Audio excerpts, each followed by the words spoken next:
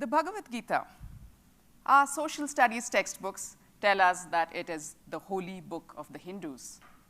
Should one read the Bhagavad Gita as a religious book then? That would be a little odd, because the Gita predates organized religion itself. It was written 500 years before Jesus Christ, 1,000 years before Muhammad the Prophet, and over 2,000 years before Hinduism itself was a thing. Reading it as a book of religion also does not quite explain its consistent, sustained appeal over 2 millennia, not just among people of its own community, but with people across the world. So reading it as a religious book is a sort of limiting way to read the Gita. What then is the secret of this?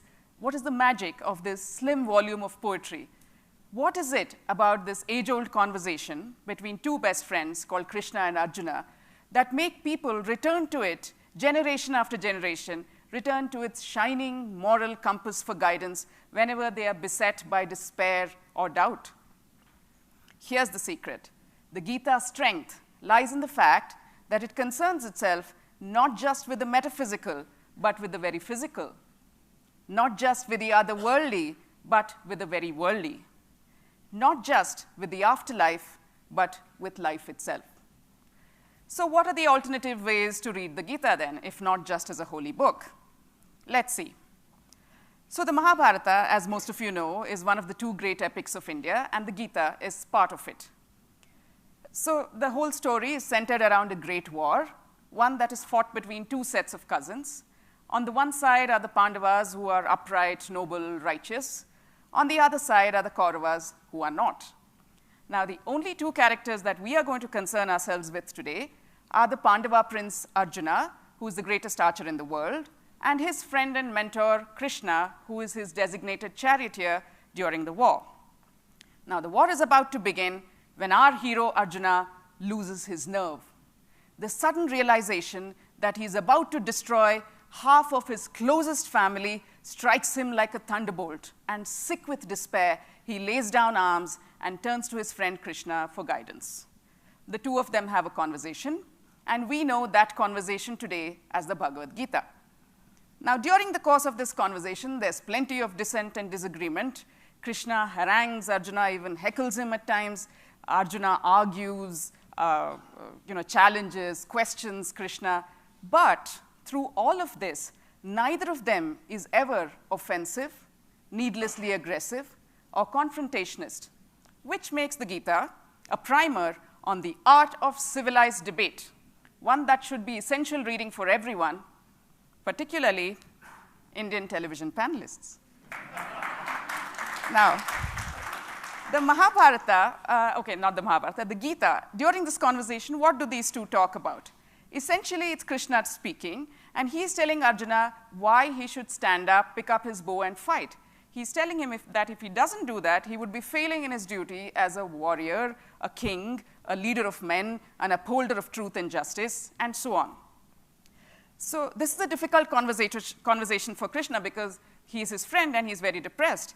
But Krishna does not pull his punches. He does not hesitate to call out Arjuna's weaknesses. He does not hesitate to dismiss his excuses. He chides him for his non-warrior-like behavior. But he does all of this with great compassion and understanding. And he stands patient and steadfast by Arjuna's side while he works through his confusion. He uses every trick in the book to get through to Arjuna. He's sometimes hectoring, sometimes sweetly reassuring, sometimes he's devious, sometimes he's frankly overwhelming. And finally, when he has Arjuna's attention, he presents to him options, recommendations, advice, but he respects his friend enough to let him make the decision in the very end about whether he wants to fight or not. What is the Gita then but a handy manual in the best practices in friendship? Now, any skill can be mastered through practice, practice, practice. If you're disciplined enough to do a thing over and over again, then that thing, that skill, will become second nature, part of muscle memory, a habit. The Gita says that even picking the right action and doing the right thing is a habit. And we all know that habits developed in childhood are the hardest to break. And that is why the Gita is also a book for children, the essential companion volume to growing up. The Gita tells us that the most important battles are those that not those that we fight with others, but those that we fight with ourselves. The enemy, the Kaurava, is not the person outside. He is inside us. He is our own doubts and fears and insecurities, our own irrational loves and hates. Sure, they all feel like family because you've lived with them for so long. The trick is to identify them for what they are and then vanquish them ruthlessly. The Gita is therefore a treatise on the art of real war. Why are we Indians the way we are? Blame it on the Gita. The Gita tells us that we should not fret about things that we cannot control. Perhaps that's why Indians are so comfortable when things don't go according to plan. Chalta hai. The Gita tells us that there are 1 million different routes to nirvana and that no one route is superior to any other. Perhaps that's why Indians are so comfortable being surrounded by a multiplicity of ideas, thoughts, notions, faiths, beliefs, practices. The Gita tells us that the soul is bound to live through several lifetimes before it comes to the end of its journey. Perhaps that's why Indians don't place so high a premium on punctuality. So many lifetimes, so much time. And that's why the Gita is also the insider's guide to the Indian mind. Do you seek contentment? There's an app for that, and you can find it in the Gita. So what does the Gita say about contentment? How can you find it? You must put everything you have into everything you do, says the Gita. But there is no bigger fool than you if you imagine that just because you put your best effort, the outcome will be something that you desire. Understand, says the Gita, that some things lie within your control, like your effort, but some things most certainly do not, like the outcome. Therefore, focus on your effort, let go of the outcome. In other words, play to play, don't play to win. If that doesn't make the Gita a killer app for contentment, I don't know what does. The universe, says the Gita, gives us so many things for free. The life-giving sun, the nourishing rain, the fertile earth. We would be nothing more than common thieves if we did not give back in equal measure. And how do you give back in equal measure? Simply by doing your own duties well, to the best of your abilities. Simply by shouldering your own responsibilities as parents, teachers, students, doctors, priests, lawyers, with a smile, and doing your every action with an attitude of gratitude. Only if you do that, says the Gita, is the ancient cycle of give and take between gods and men kept in motion. And only if that cycle is kept in motion will the world not descend into chaos. Did someone say Adam Smith? The Gita is the original monograph on free trade. Now, what is wisdom? What is the ideal man, human being supposed to be like? What should you aspire for if you want to be like the ideal person? According to the Gita, it's very simple. There's a recipe. When you see the world as it really is, then you have attained the status of the ideal human.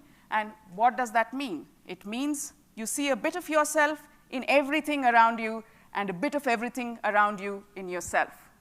It means you're able to look beyond the differences on the outside to the sameness on the inside.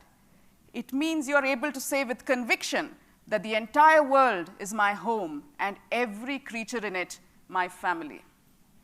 This makes the Gita the ultimate equal rights manifesto, one that not just individuals, but governments would do well to adopt in our divisive, intolerant times. The Mahabharata, all 100,000 verses of it, I believe, was expressly written to contain the 700 verses of the Gita, just as a tree creates a juicy fruit to house, hold, protect, and disperse its seed. The storyteller of the Mahabharata sets up this grand canvas, paints an engaging narrative, populates it with the most memorable characters, brings us to the brink of a great war, and then, wham, introduces the 700 verses of the Gita. If you want to know how the war went, you have no choice but to plow through the 700 verses of high philosophy that the Gita is, which makes the Gita a great how-to guide for teachers wishing to teach a complicated subject to reluctant students. Now, in Eastern thought, the notion of time is that of a cycle. It's not linear, time is cyclical. And therefore, the climax in our stories arrives in the middle of the story, not at the end. The Gita is no different. Just when you reach about chapter 10, there are 18 chapters in all, and the philosophy begins to get a little overwhelming, a new twist is introduced into the tale. We are told that Krishna is not who we have believed all along. In chapter 11, it is followed by drama and spectacle with Krishna revealing his cosmic Vishvarupa form. Our attentions have been recaptured, and we remain vested for the next 7 chapters. If you were looking for a guide on how to write a riveting bestseller, you need to look no further than the Gita. Now, hard work, commitment, focus, says the Gita, will get you any rewards you desire in whatever quest you pursue, whether it be world domination or world peace. And therefore, it's important to pick your quest well. Why would you waste your time, effort, and energy pursuing rewards that are transient, like money, power, fame, success? Instead, go after the more lasting rewards. Spend your time and energy chasing peace and contentment. You see, the Gita is also a cautionary tale, which might have been titled, "Be careful what you wish for." Now, one of the very worldly topics that the Gita touches upon is the subject of food. It actually gives you a diet plan for life, and it tells you what kind of food you should be eating. And those recommendations don't differ very much from a modern nutritionist's. So what kind of food should you eat? The Gita says you should eat food that is fresh, which is juicy, which means fresh, tender, and unprocessed.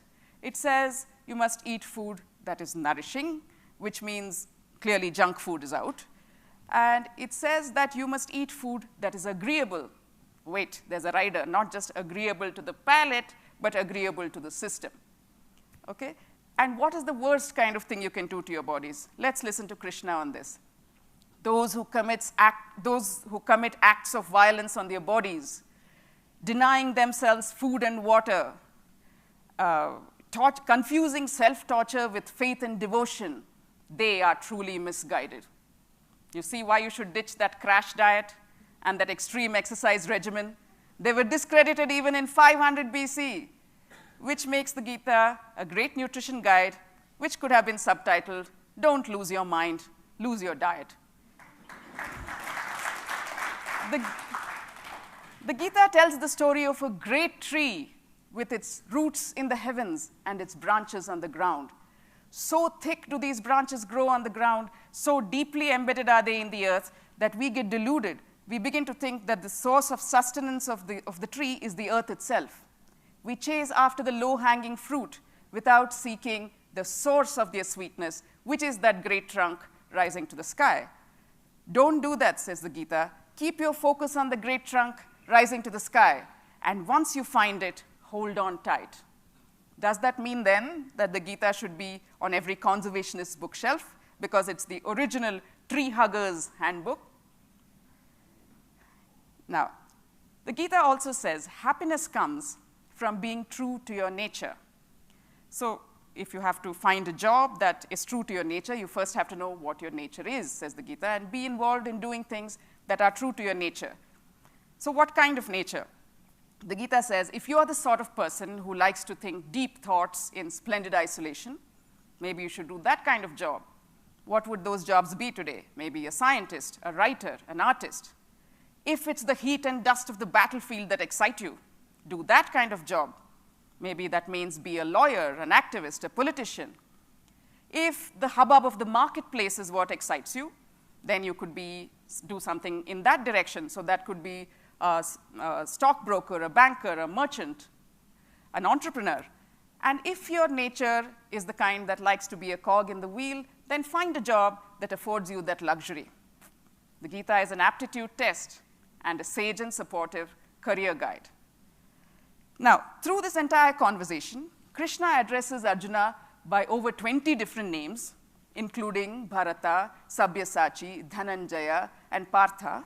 And Arjuna uses over 40 names to address Krishna, which include Ananta, Achyuta, Madhava, Madhusudana, Janardana, Purushottama, Hrishikesha, and so on. What does this make the Gita? A great resource for new parents of baby boys, because the Gita is also the Indian book of baby names. So the Gita says a lot about action, and one of the things it says about action is that every action has consequences. And those consequences will come back and bite you and your children in ways so devious that you can never expect to be prepared for them. Therefore, choose your actions. Think before you act. The Gita, therefore, is a mathematical treatise on the complex, endlessly twisting Mobius strip called karma. Now, how do you know what the right action is? Well, the Gita says no action is intrinsically wrong or right. It is intent that makes it so. So question your intent before you act. Is my action prompted by my own fears, anger, desire, greed, lust, need for personal glorification? Yes? Then don't do it. Think about it. No? Then just go ahead and do it. The Gita is a flowchart for life with an infinite if-then-else loop. And then, if the world seems to be going to pot, says Krishna, don't fret, Arjuna. Be assured that a savior will rise from your ranks to make things all right. If the pendulum swings too far in one direction, rest assured that change is coming and the pendulum will swing right back in the opposite direction. Eventually, a middle ground shall be found and order restored. We have no reason to doubt Krishna. We see evidence of this all the time around us in morals, politics, and fashion. And therefore, the Gita could also be a song whose name was Don't Worry, Be Happy. 18 is the number of books in the Mahabharata. 18 is the number of chapters in the Bhagavad Gita. 18 is the number of days that the great Mahabharata war was fought over. 18 is the number of minutes in a TED Talk. And 18 is the number of alternative ways to read the Bhagavad Gita that we have just explored. Could there be more ways? To answer that, let's go back to India's Book of Answers, the Gita itself. In it, Krishna tells Arjuna, what I have revealed thus far is but a fraction of my infinite glory. That, ladies and gentlemen, could well be the Gita speaking. Thank you very much.